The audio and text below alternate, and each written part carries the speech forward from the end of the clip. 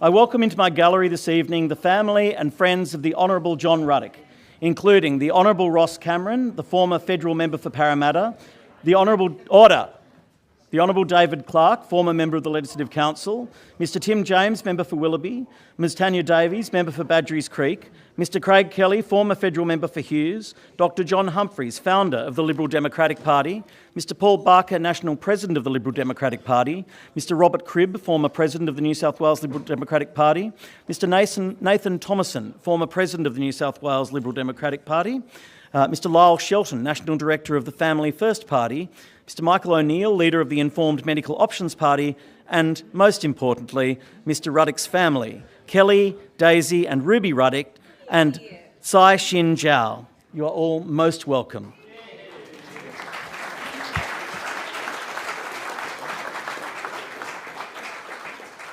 It now being 6 p.m, according to resolution of the House, proceedings are now interrupted to enable the Honourable John Ruddock to make his first speech without any question before the Chair. The member has the call.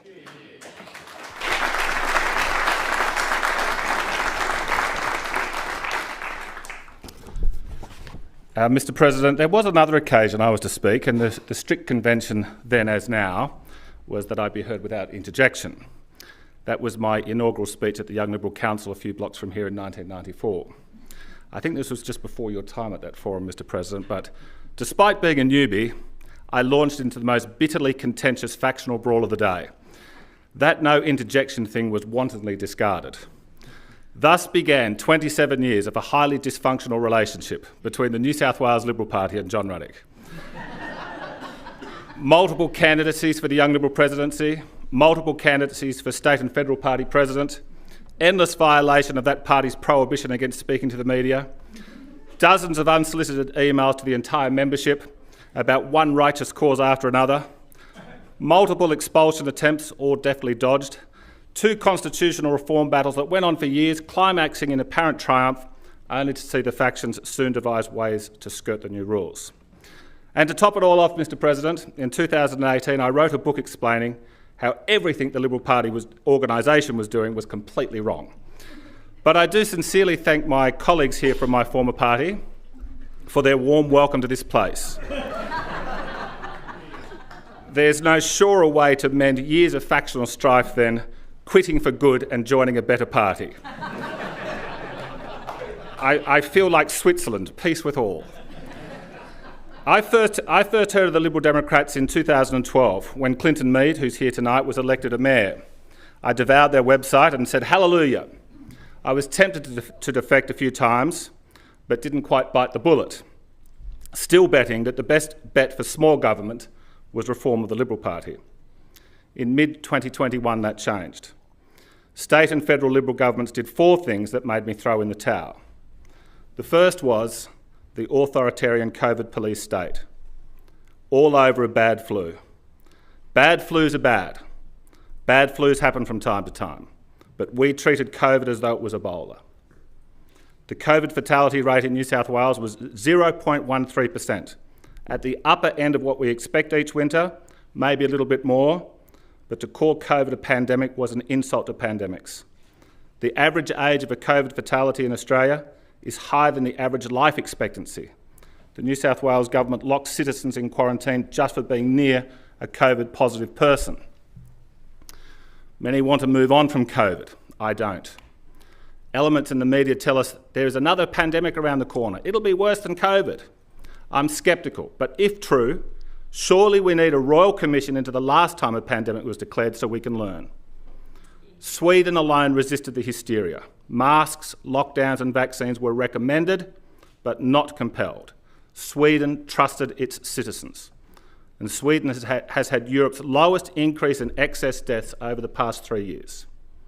I have respect for Peter Costello and Tony Abbott for most of my life.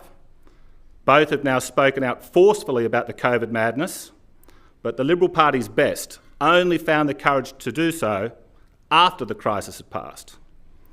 The police and even the army and helicopters forbade us to leave our homes to get sunshine, fresh air and exercise. But that radical right-wing newspaper, the New York Times, told us in July 2021 that not one person in the world had caught COVID in an outdoor environment. The second disappointment was vaccine extremism. On the 26th of July 2021, the Liberal Premier of New South Wales announced a 2-week lockdown. 2 weeks morphed into many months and a diabolical catch was added. We won't let you out until you take multiple injections of not only a rushed vaccine, but of an entirely new class of vaccine. Most relented, but everyone got COVID anyway. Last year, the New South Wales Health Department published weekly data showing the fewer vaccines you had, the less likely you went to hospital or ICU. The fatality rate was similar for the vaxxed and the unvaxxed. Since the vaccine rollout, there has been a 15 to 20% increase in excess deaths in nations like Australia who had the mass mRNA injections. Is it the vaccine or is it the bitter hangover from locking people up for so long? We don't know. But either way, it's almost certainly the result of poor governance and yet another reason for a COVID Royal Commission. The Commonwealth Government is still recommending a 5th vaccine, but barely anyone's listening. Too many know of others who had bad reactions. I suspect few even in this chamber have lined up for their 5th injection. So they are now doing what we were scolded for doing, thinking for oneself. Ivermectin is a medicine made from the compounds found in the soil of Japan. Prior to COVID, ivermectin had been prescribed to humans, not 4 million times, but 4 billion times. It's such a wonder drug, the inventors won the 2015 Nobel Prize for Medicine. Soon after COVID arrived, various researchers around the world began noticing ivermectin just may be unusually helpful in treating COVID patients. But Big Pharma was alarmed. If ivermectin worked, it was too cheap to make squillions off. So Big Pharma told politicians to not only ban it for sale, but to claim ivermectin is only a horse dewormer. The Therapeutic Goods Administration is a Commonwealth agency that has the authority to say whether a new drug is permitted to be sold in this country or not. I assumed the TGA's funding came from taxpayers, but I recently learned 97% comes from pharmaceutical companies. This is a textbook example of a conflict of interest. The TGA's website today admits they have received over 137,000 COVID vaccine injury reports. Many drugs are pulled from the market after 137 injuries.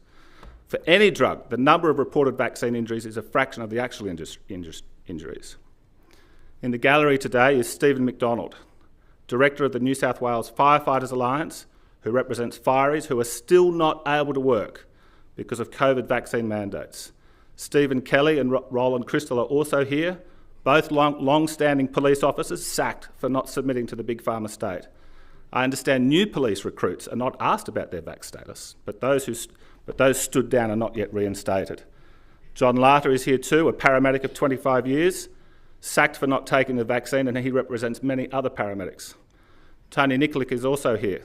He has heroically defended these people and many others in the legal system.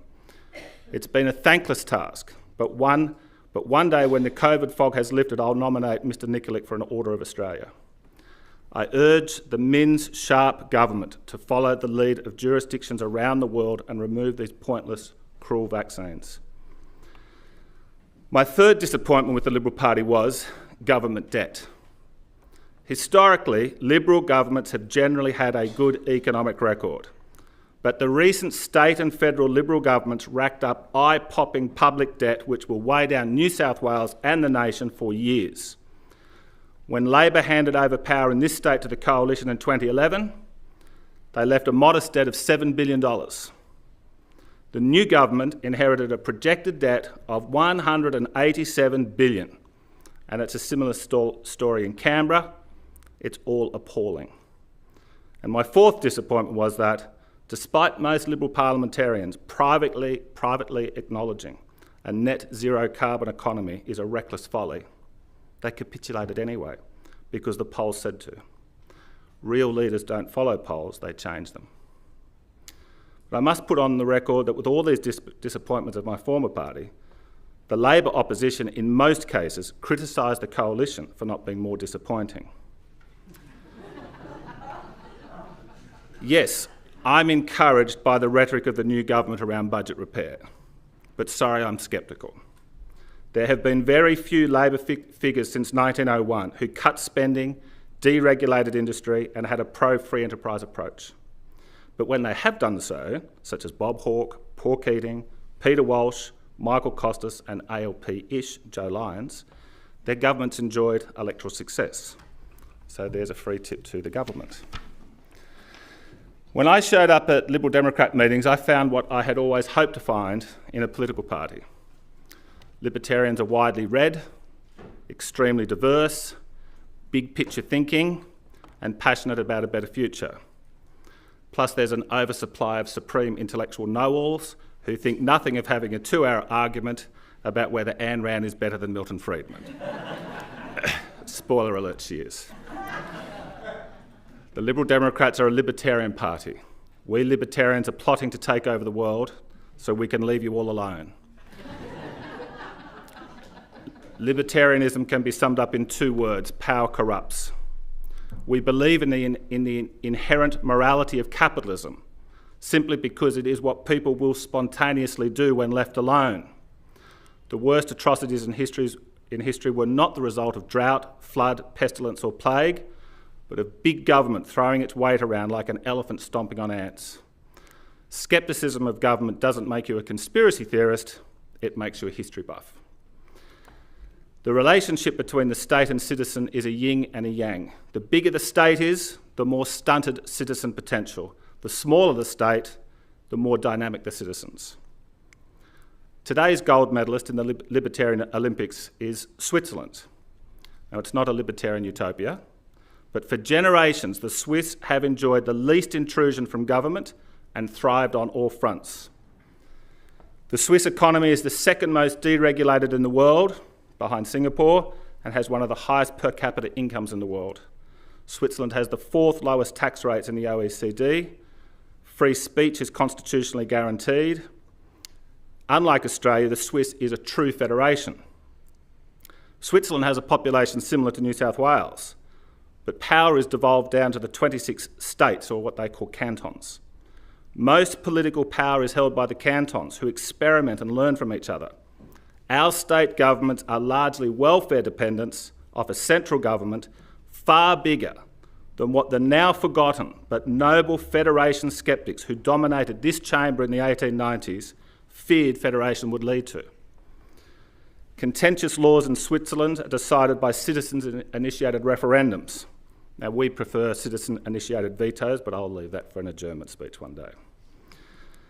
The Swiss government has nothing to do with healthcare, except for giving low-income earners a voucher which they use to purchase insurance from a dynamic private marketplace. Over 99% of Swiss have that health insurance, and surprise, surprise, the Swiss enjoy the best health stats in the world. The Swiss are cautious with social reforms, but cannabis is becoming legal. Libertarians make no judgment, no moral judgment on the rights or wrongs of cannabis. Indeed, we want public debate. But we do not want a busybody government threatening punishment over cannabis use. So to the Honourable Jeremy Buckingham, can I say, when you need a vote on this issue, you've got one locked in. Swiss households have one of the world's highest firearm ownership rates. But Switzerland also has the world's lowest murder rate. Those firearms deter criminal behaviour, government overreach and invasion. So to my colleagues in the Shooters Party, when you need a vote on that issue, you've got another one locked in too. But what libertarians like most about Switzerland is its 500-year-old tradition of staying the hell out of war. Barring a Napoleonic incursion, Switzerland has not been invaded.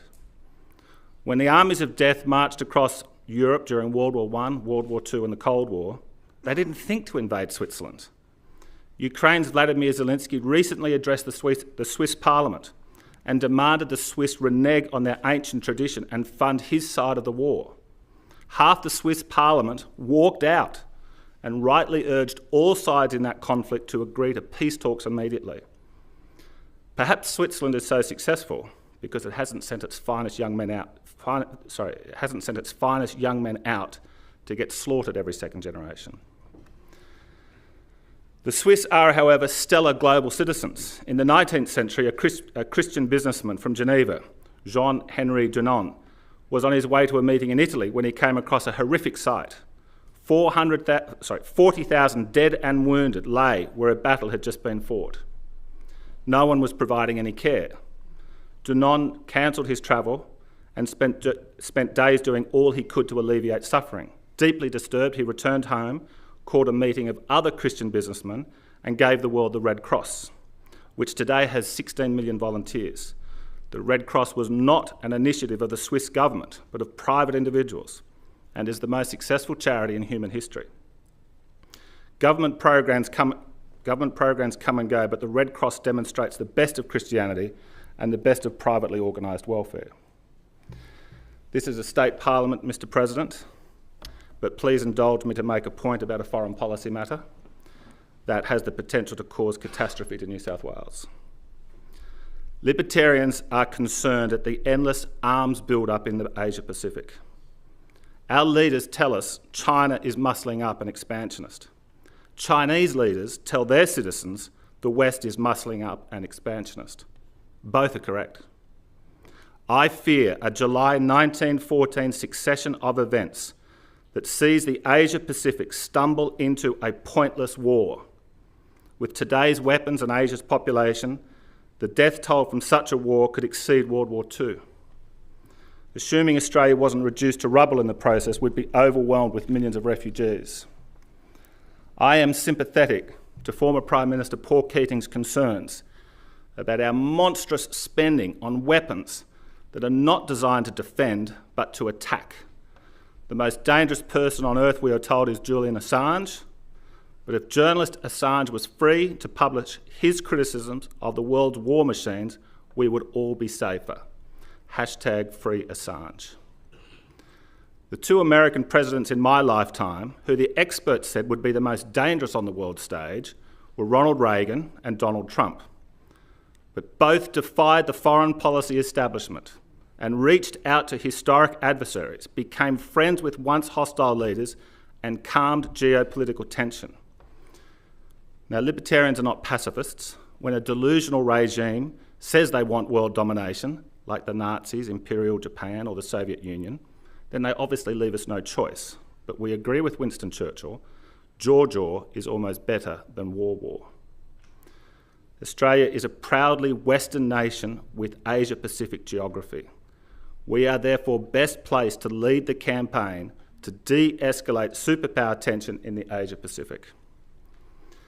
Another reason libertarians don't like big government, because mankind is from time to time subject to irrational, harmful mass delusions, especially when melded with big government. COVID is merely the latest case study. One of the benefits of separating church and state was that if a religious grouping did get delusional, at least the delusion was contained and not magnified by state power. Let me tell you the story of William Buckley, an escaped convict who was warmly adopted by an Aboriginal tribe in the Geelong area.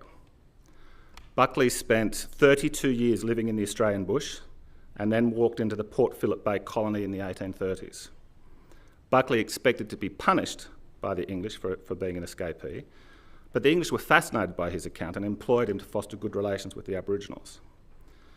Buckley then wrote a gripping book which contains an episode where his tribe and the surrounding tribes were in a mortal panic.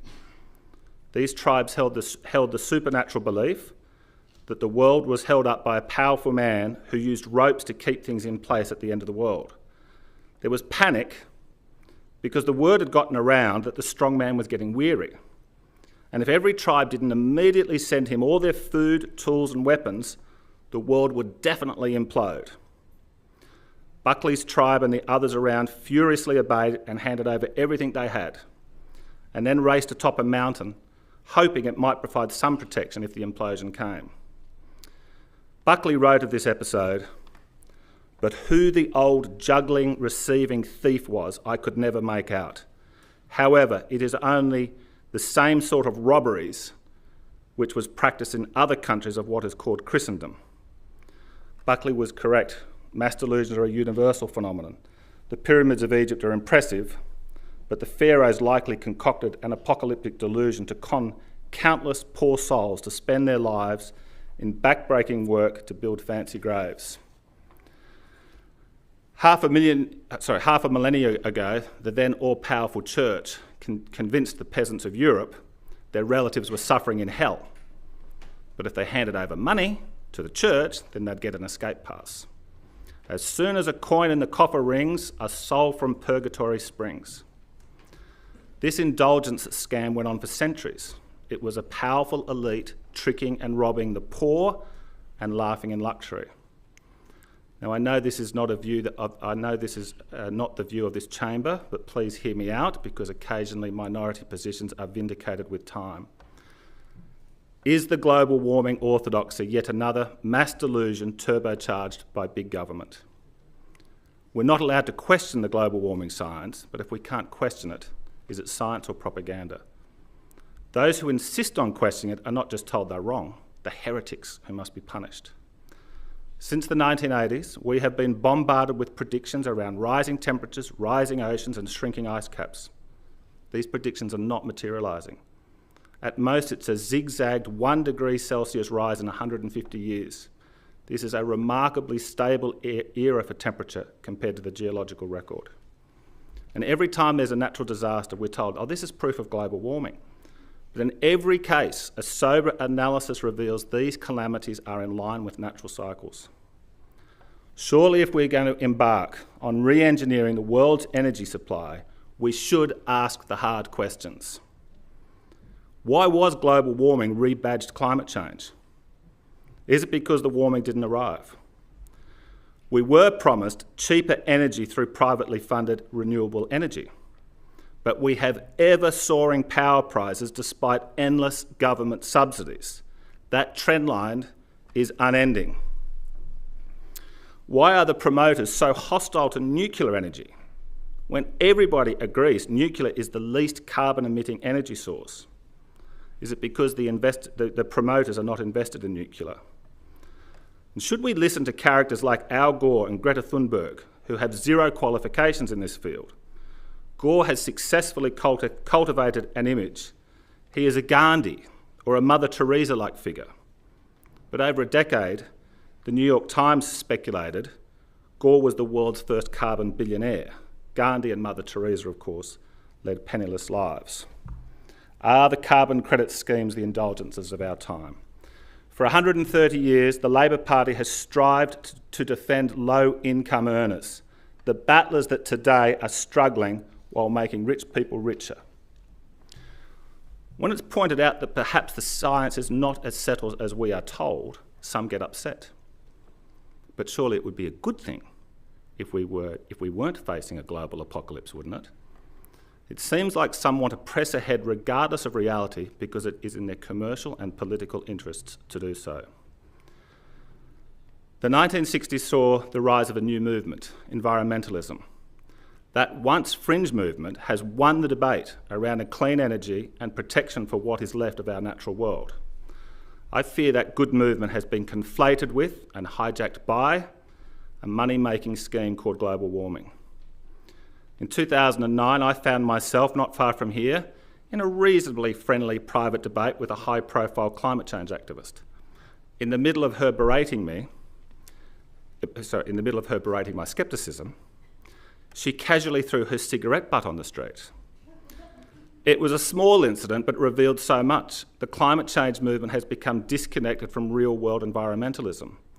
The political forces across the Western world who spent the 20th century advocating for the big government utopia of socialism, disappointingly, did not learn from the collapse of socialism in the early 1990s.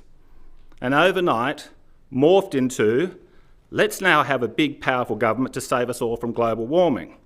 It's forgotten that the nations with the most degraded natural environments are the once socialist utopias.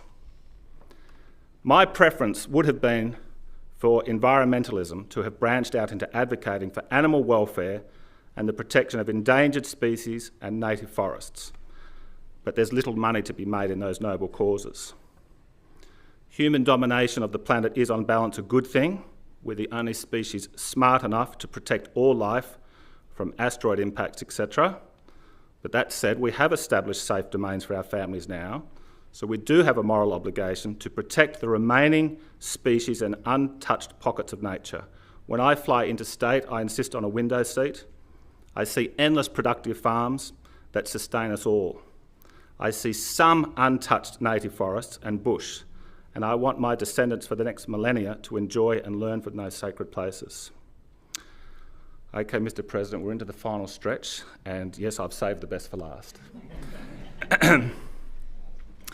I want to make the most radical statement said in this chamber's 200-year history. There is an element in my party that advocates for an entirely government-free society, a movement founded by Murray Rothbard known as anarcho-capitalism.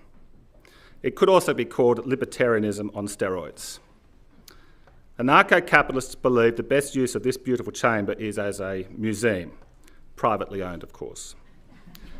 It is at first glance a shocking view, but one I am increasingly open to.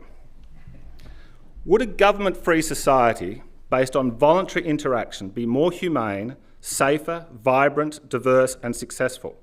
I think it might, and it's definitely worth exploring.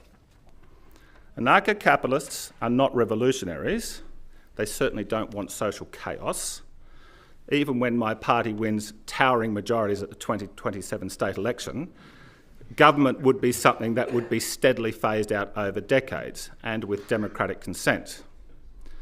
Government gets its power over the people courtesy of its control over a massive supply of weapons. Elections merely confer control over those weapons. If someone, for example, refuses to pay a humble parking ticket, eventually the government will force payment or incarceration under threat of violence. This is what underpins the state, legalised coercion. All government executive action is done by people who are paid to act by money taken from taxpayers under duress. Anarcho-capitalism envisions a more moral society underpinned by voluntary action and agreements. Now, it's hard to measure the size of government today, but when federal, state and local government is collated, it's likely around 50% of our GDP. This is getting us ever closer to George Orwell's nightmare. Now, it may well be that after a few decades of steadily shrinking the government, we get the government down to, say, 5 to 10% of the GDP, but then the democratic consensus is that we cannot cut any further. To find that sweet spot, we should set out on the journey with the goal of a 0% government. Here are some of the initial steps that we'd take. Firstly, Libertarians win every state and federal election over the next 4 years. Then we'd abolish all forms of middle-class welfare. Few government programs are more perverse than taking money from taxpayers, churning it through the bureaucracy and giving part of it back. Now, I always thought when I came to this place I'd be voting with the Liberal Party 90% of the time, and you keep saying, trying to support middle-class welfare, so I hope you can get back to your original founding principles. We'd adopt a Swiss-style healthcare system, which I mentioned earlier. We'd abolish the Department of Education and replace it with a school voucher system, which has been successfully rolled out across the United States just over the last year or two. The police may be more efficient and responsive if they were private firms that people paid for via an insurance premium. Our court system is woefully slow, inefficient and expensive. It mostly serves the wealthy.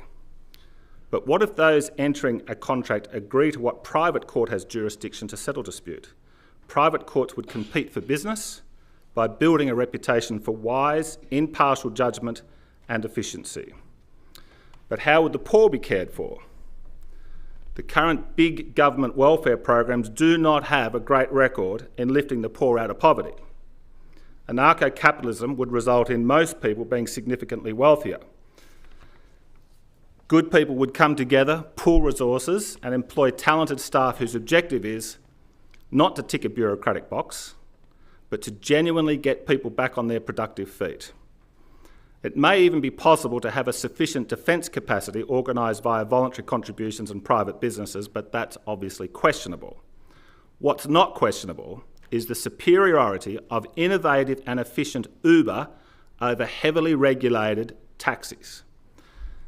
There are other government services that anarcho-capitalists believe will deliver an Uber-style upgrade in the quality of service delivery. Anarcho-capitalism has a favourable view of human nature and an unlimited belief in our potential. One thing is for certain about this planet: all stars have a finite time span, and one day our fabulous sun will stop shining and we'll need another planet. We need to maximise human brilliance and reach for other worlds in the millennia to come. 1 million years ago, one of our genius ancestors worked out how to start a fire, and since then we've invented the internet, split the atom, and explored the solar system. What can we achieve in the coming million years? I'm increasingly attracted to the view we will tap humanity's highest potential via a government-free, voluntary-based society. Almost in conclusion, Mr. President, it is said within libertarian circles, everybody agrees with us in hindsight. Here's 5 examples. Western political parties spent most of the 20th century split between democratic socialism and Keynesianism. It was the fringe libertarians who articulated the benefits and the morality of free enterprise.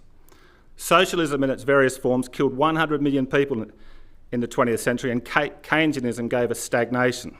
But Milton Friedman, Frederick Hayek and Ayn Rand and others in the 1960s and the 1970s began winning public support, which triumphed in the leadership of Ronald Reagan and Margaret Thatcher.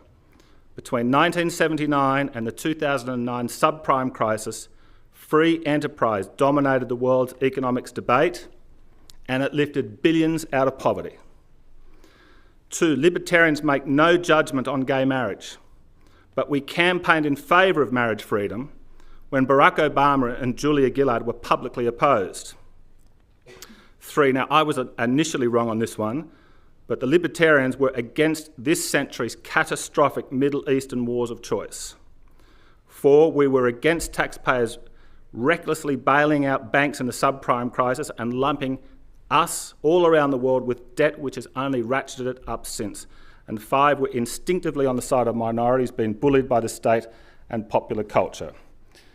If we are correct in the rear-view mirror, Mr. Speaker, surely libertarianism should be given some degree of defence going forward. So, Mr. President, can I ask my parliamentary colleagues, who are now convinced that they too should become a libertarian, to form an orderly queue out the front of my office where I will help them complete a membership form? Thank you.